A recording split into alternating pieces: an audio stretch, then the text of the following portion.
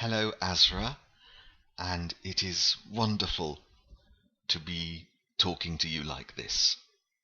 Um, I hope that you slept well and that you are relaxed and happy this morning. As you know, I didn't sleep at all, but this is a perfect way for me to end my night, and I hope that after I have read this for you, I will go back to sleep for a few hours, I hope. Um, you know what this is going to be, and I am amazed at your wonderful choice. And it's just so interesting to read this. Um,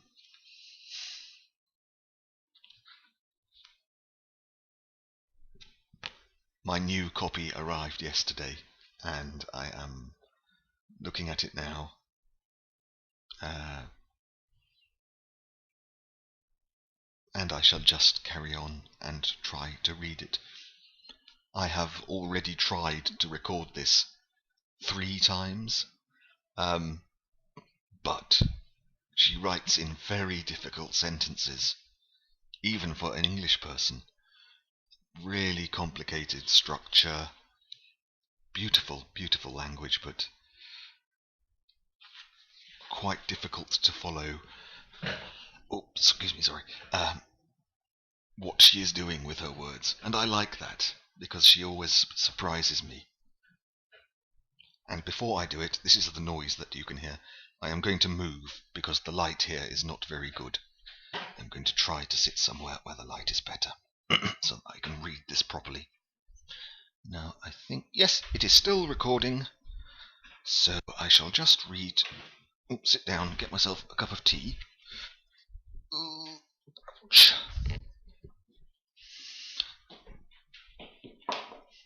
I'm sorry, this is boring for you. I hope you have something fun to do. Right, come on, John, sit down. Oh, God. Right.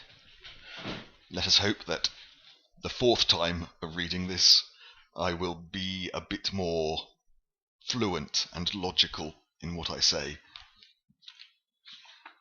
But it will be difficult for me because she does like to play with words, and that is why I like to read her.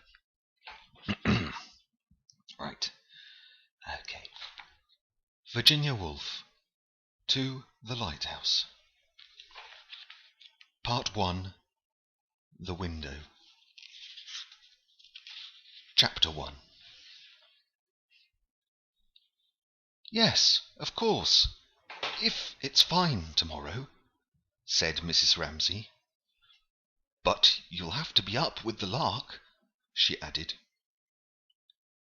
To her son these words conveyed an extraordinary joy, as if it were settled the expedition were bound to take place.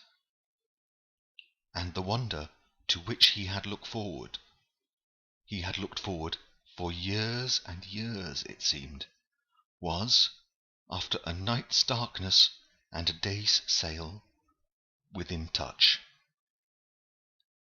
Since he belonged, even at the age of 6, to that great clan which cannot keep this feeling separate from that, but must let future prospects, with their joys and sorrows, cloud what is actually at hand, since to such people, even in earliest childhood, any turn in the wheel of sensation has the power to crystallize and transfix the moment upon which its gloom or radiance rests.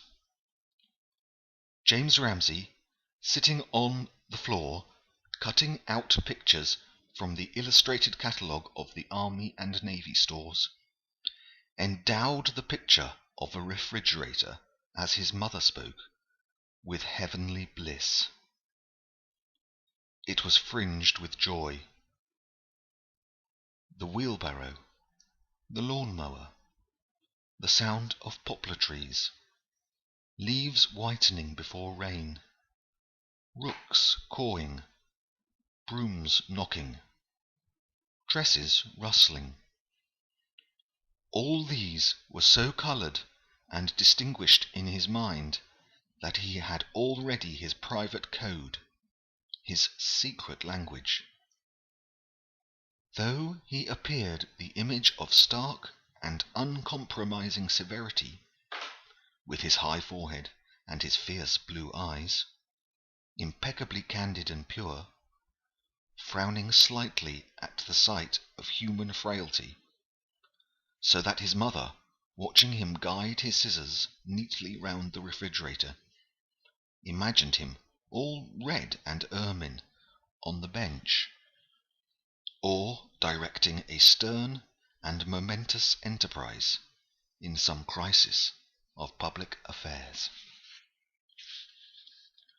"But," said his father, stopping in front of the drawing-room window, "it won't be fine."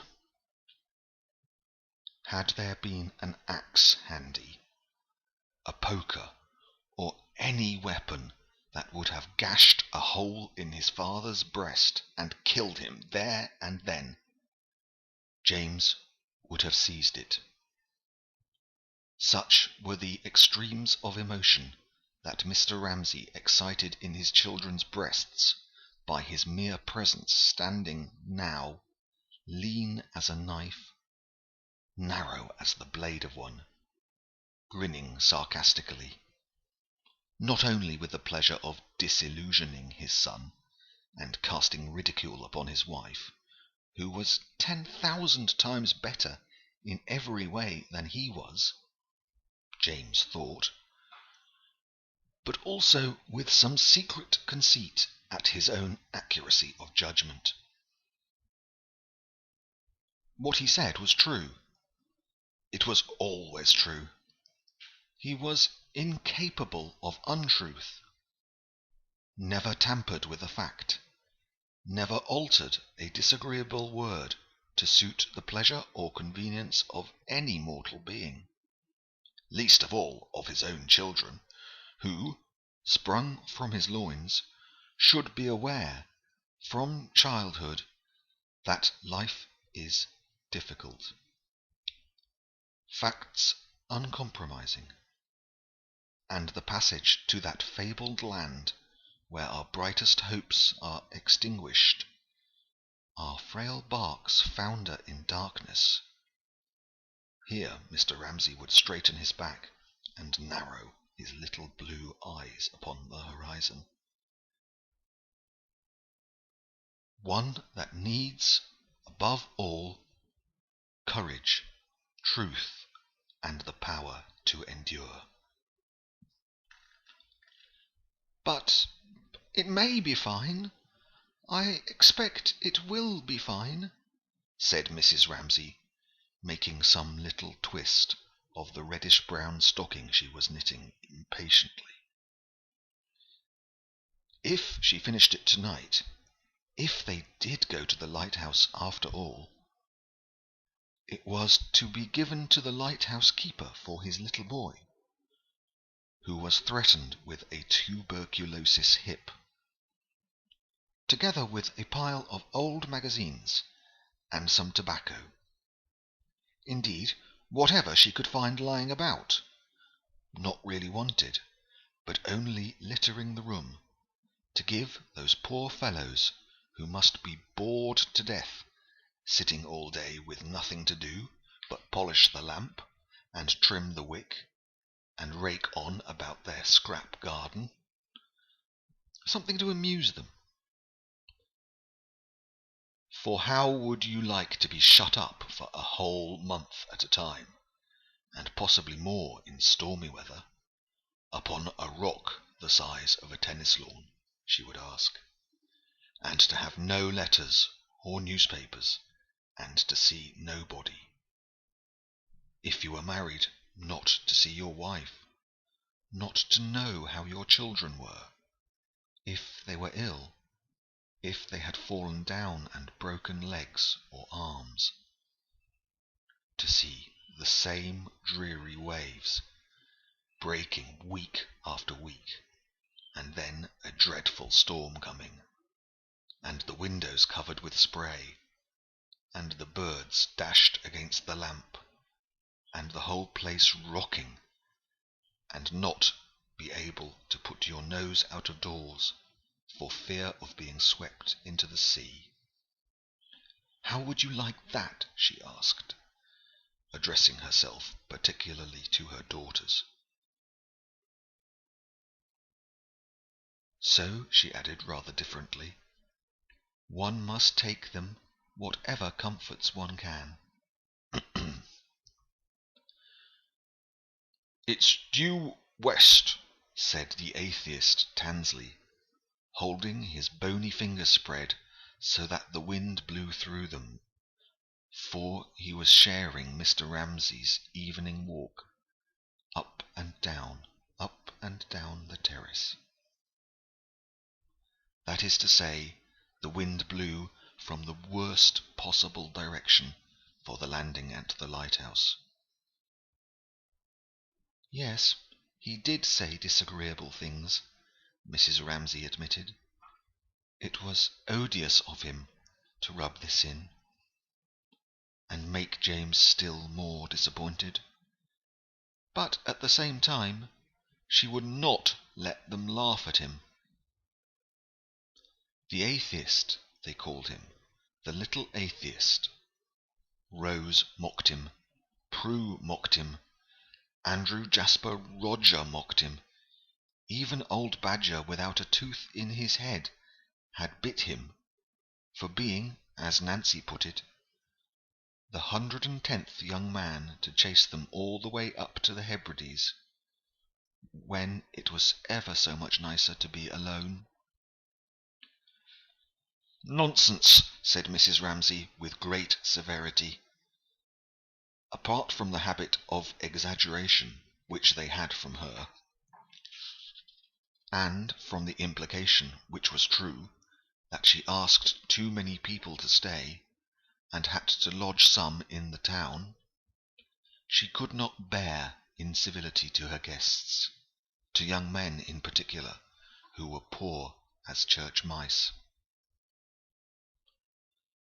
Exceptionally able, her husband said, his great admirers, and come there for a holiday. Indeed, she had the whole of the other sex for her protection, for reasons she could not explain, for their chivalry and valour, for the fact that they negotiated treaties, ruled India, controlled finance, finally for an attitude towards herself which no woman could fail to feel or to find agreeable, something trustful, childlike, reverential, which an old woman could take from a young man without loss of dignity. And woe betide the girl, pray heaven it was none of her daughters, who did not feel the worth of it, and all that implied, to the marrow of her bones. She turned with severity upon Nancy. He had not chased them, he said. She said he had been asked. They must find a way out of it all. There must be some simpler way, some less laborious way, she sighed, when she looked in the glass and saw her hair grey, her cheek sunk. At 50, she thought, possibly she might have managed things better. Her husband, money, his books.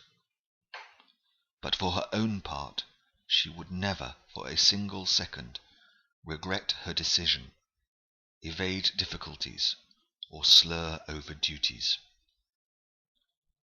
She was now formidable to behold, and it was only in silence, looking up from their plates after she had spoken so severely about Charles Tansley, that her daughters, Prue, Nancy, Rose, could sport with infidel ideas which they had brewed for themselves of a life different from hers. In Paris, perhaps, a wilder life, not always taking care of some man or other. For there was in all their minds a mute questioning of deference and chivalry, of the Bank of England and the Indian Empire, of ringed fingers and lace. Enough to them all was something in this of the essence of beauty, which called out the manliness in their girlish hearts, and made them, as they sat at table beneath their mother's eyes, honour her strange severity, her extreme courtesy, like a queen's raising from the mud a beggar's dirty foot and washing it, when thus she admonished them so severely about that wretched atheist who had chased them to, or, speaking accurately, been invited to stay with them in, the Isle of Skye.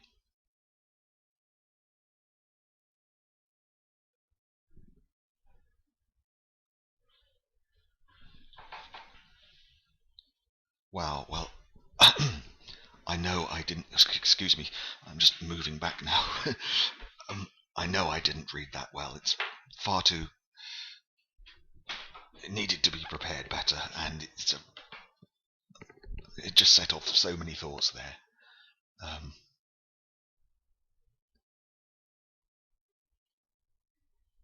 gosh, and yeah, I don't think there is anything I can say about that. It is quite magnificent. Okay, I have been. Gosh, this is going to be very long. He goes. Right, I will stop now. Have a lovely day. That's enough. Bye bye.